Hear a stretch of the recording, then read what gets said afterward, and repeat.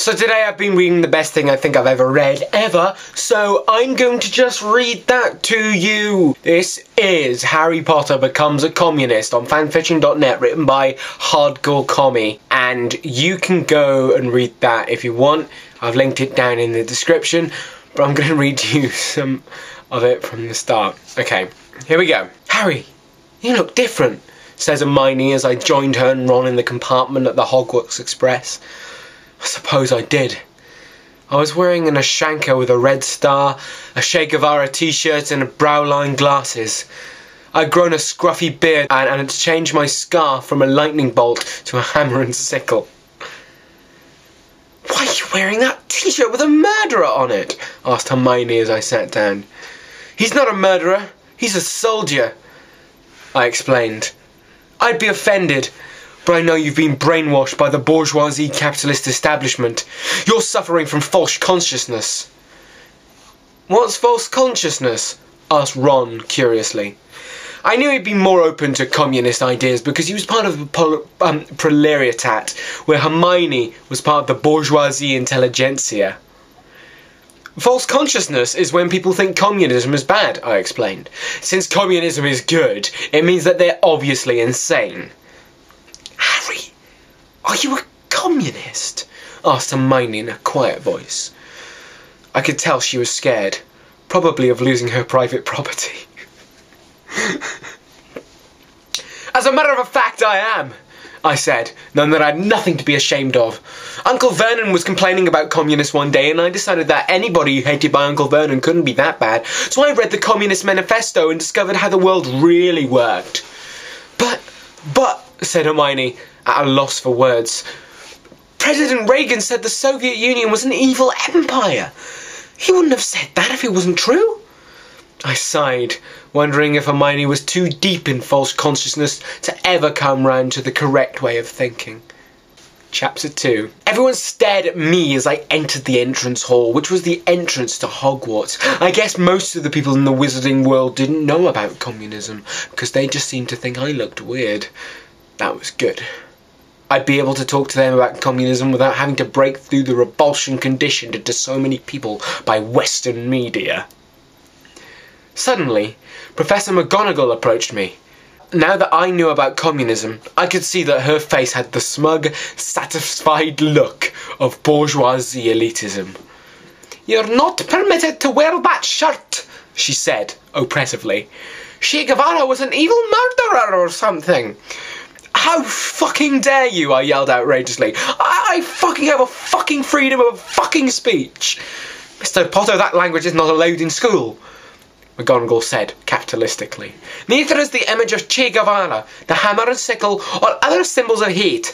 "The fucking hammer and sickle and the fucking sickle, not symbols of fucking hate," I explained. "They fucking are symbols of fucking peace, you fucking anti-communism fucking led to fucking imperialist and fucking racist wars in fucking Korea and fucking Vietnam. You're fucking racist." Then I put my middle finger up at her and ran into the Great Hall before she could stop me. I couldn't believe racist Professor McGonagall had tried to repress me. It was like Kent State all over again. I instantly saw the Great Hall had changed a great deal over the summer. The walls were now covered in gigantic, flashy advertisements. Everywhere the glossy and fake images showed the smiling faces of people thrilled to own consumer products made by starving children in Japan. Thoroughly disgusted by these symbols of bourgeoisie excess, I decided to avoid looking at them as I walked to my seat. As Dumbledore began to walk up to the podium, I saw that he was dressed exactly like the little Monopoly man, complete with a top hat.